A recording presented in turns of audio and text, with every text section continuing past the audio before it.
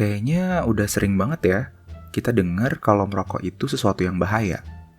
Nggak jarang orang-orang yang mengalami penyakit berat karena rokok juga ikut angkat bicara dan mengimbau orang-orang supaya berhenti merokok. Tapi kok masih ada aja ya orang-orang yang ngerokok terus-terusan? Tapi ada juga orang-orang yang berhasil berhenti ngerokok dengan sendirinya. Nah, berhubung hari ini adalah hari anti tembakau sedunia, gue akan bahas gimana caranya orang bisa berhenti ngerokok.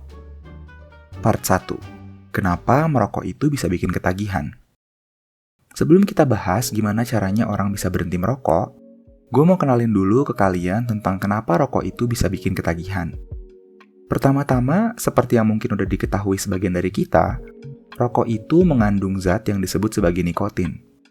Tubuh kita punya reseptor untuk zat kimia yang disebut sebagai asetilkolin. Nah, ini juga bisa berikatan dengan nikotin. Ikatan antara nikotin dengan reseptor itu akan memunculkan berbagai efek pada tubuh. Tapi yang paling penting dan membuat orang merasa nyaman adalah yang pertama, peningkatan detak jantung dan peningkatan tekanan darah, sehingga memberikan perasaan seperti bersemangat. Terus yang kedua, pengaruh langsung ke otak yang membantu meningkatkan konsentrasi dan juga perhatian, serta menurunkan nafsu makan. Perasaan nyaman yang timbul saat merokok ini akan membuat orang merokok lagi dan lagi. Nah, konsep ketagihan alias ketergantungan dalam istilah yang sering digunakan di medis itu disebut sebagai adiksi. Secara umum, keadaan ini terjadi karena suatu zat kimia masuk dalam tubuh secara berulang, dan akhirnya tubuh kita menyesuaikan diri dengan mengurangi jumlah reseptor terhadap zat kimia tersebut. Hasil akhirnya adalah kebutuhan yang semakin meningkat akan zat kimia tersebut. Masuknya zat kimia secara berulang ini dipengaruhi oleh sistem reward dalam otak manusia. Sistem ini akan mengeluarkan banyak dopamin, yaitu zat kimia dalam otak yang salah satu fungsinya adalah menilai suatu tindakan sebagai reward atau hadiah karena memberikan kenyamanan dan juga mempengaruhi pengambilan keputusan. Pada saat pengeluaran dopamin ini terjadi berulang, maka sensasi nyaman yang ditimbulkan oleh nikotin pada rokok akan diingat otak sebagai reward. Selain itu, efek dari nikotin juga menghambat senyawa kimia lain yang disebut sebagai GABA. Senyawa kimia ini berperan untuk menghambat dopamin dan mengendalikan stimulasinya.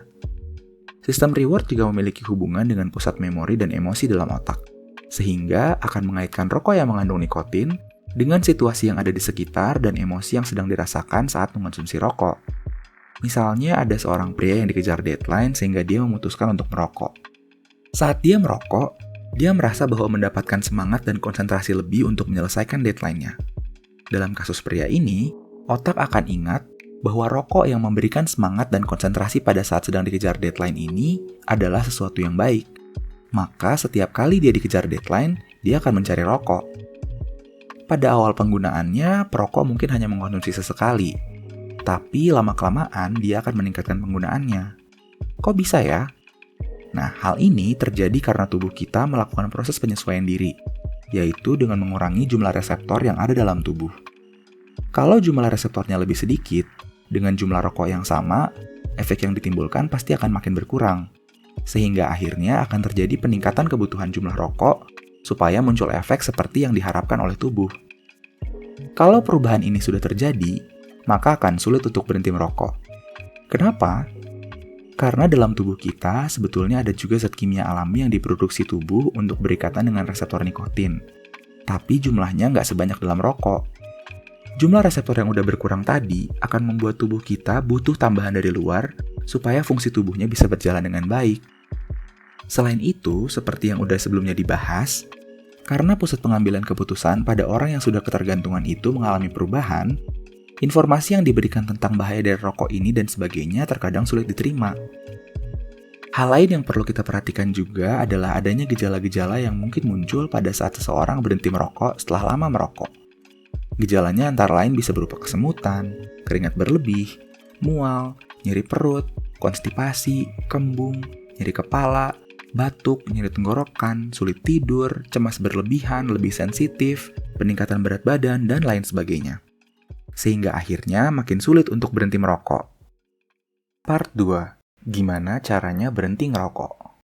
Nah, setelah kita tahu apa yang terjadi dan membuat orang bisa ketergantungan sama rokok, sekarang kita akan bahas tentang gimana caranya berhenti merokok. Langkah pertama yang harus dipastikan adalah motivasi secara internal dari perokoknya. Seberapa besar motivasi yang dimiliki ini akan sangat berperan dalam usaha berhenti merokok. Kalau sudah betul-betul yakin bahwa akan berhenti, maka langkah selanjutnya adalah mencari bantuan. Kenapa perlu cari bantuan? Kalau kita lihat di proses yang ada di otak kita sehingga mengalami ketergantungan, kita mungkin akan kesulitan untuk berhenti sendiri. Walaupun tidak menutup kemungkinan bahwa ada orang-orang yang berhasil berhenti merokok sendiri. Ini biasanya terjadi pada orang-orang dengan motivasi yang sangat kuat. Cari bantuannya harus kemana? Yang pertama, kita bisa ke puskesmas terdekat yang punya unit upaya berhenti merokok atau UBM. Puskesmas yang punya layanan ini biasanya mempunyai konselor yang sudah dilatih untuk membuat rencana berhenti merokok. Sayangnya, nggak semua puskesmas punya layanan ini. Walaupun begitu, kamu nggak usah sedih, karena ada layanan lain yang disediakan sama Kementerian Kesehatan, yaitu bisa telepon ke layanan berhenti merokok yang disediakan Kementerian Kesehatan, yaitu ke nomor yang tertera ada di layar. Teleponmu bisa diterima dari hari Senin sampai Sabtu pukul 8 pagi sampai jam 4 sore. Sebetulnya kalau kamu ngeh, nomor ini juga tertera di bungkus rokok yang kamu beli loh. Nah, hal lain juga yang perlu kamu tahu, layanan ini semuanya tidak dipungut biaya karena merupakan upaya dari pemerintah untuk membuat orang-orang Indonesia lebih sedikit yang merokok. Karena beban kesehatan akibat merokok itu lebih besar daripada upaya yang harus dikeluarkan untuk membuat seseorang berhenti merokok. Nah, kalau misalnya kamu mencoba menerapkan sendiri, ada beberapa metode yang bisa kamu coba. Yang pertama, ada metode berhenti seketika. Tapi, untuk berhenti langsung ini, seperti yang tadi sudah disinggung, akan muncul gejala putus nikotin selama setidaknya 1-2 minggu awal. Gejala ini akan berkurang kalau misalnya kamu membulatkan tekad dan terus maju menahan diri untuk tidak merokok. Lalu yang kedua ada cara perlahan-lahan. Nah, ini dilakukan dengan menunda waktu pertama kita merokok di pagi hari. Jadi kalau misalnya kamu biasanya merokok sekitar 5 menit setelah bangun tidur. Besok, coba undur waktunya jadi 15 menit. Lalu waktunya akan kamu undur terus sampai waktu merokoknya hanya sebelum tidur. Berarti besok paginya kamu udah gak bisa ngerokok lagi deh. Karena waktu ngerokoknya udah kena ke jam tidur. Lalu yang terakhir ada cara pengurangan. Ini dilakukan dengan yang pertama kamu menghitung dulu jumlah rokok yang kamu perlukan dalam sehari dan catat waktunya kapan kamu merokok. Lalu di keesokan harinya, coba kamu kurangi jumlah rokok yang kamu konsumsi sesuai dengan kesanggupan kamu di waktu-waktu yang kamu sanggupi juga. Misalnya kamu biasa merokok pas bangun tidur dan sehabis makan. Coba untuk ngurangin 1 batang pas bangun tidur selama 2 minggu pertama. Kemudian dikurangi lagi di 2 minggu berikutnya. Pengurangan ini dilakukan terus sampai akhirnya kamu nggak ngerokok lagi. Demikian merupakan penjelasan hari ini tentang gimana caranya berhenti ngerokok. Semoga bermanfaat ya dan kamu juga bisa berhenti ngerokok. Untuk diingat, video ini cuma gambaran awal, jadi jangan dijadiin satu-satunya acuan. Jangan lupa untuk like dan share ke orang-orang sekitar supaya info bermanfaatnya nggak cuma berhenti sampai kalian aja. Kalau kalian mau dapat informasi seputar kesehatan lainnya, boleh subscribe dan nyalain lonceng notifikasinya ya. Kalau ada pertanyaan menarik lainnya, boleh tulis di kolom komentar. Terima kasih sudah menyaksikan, sampai jumpa di video selanjutnya.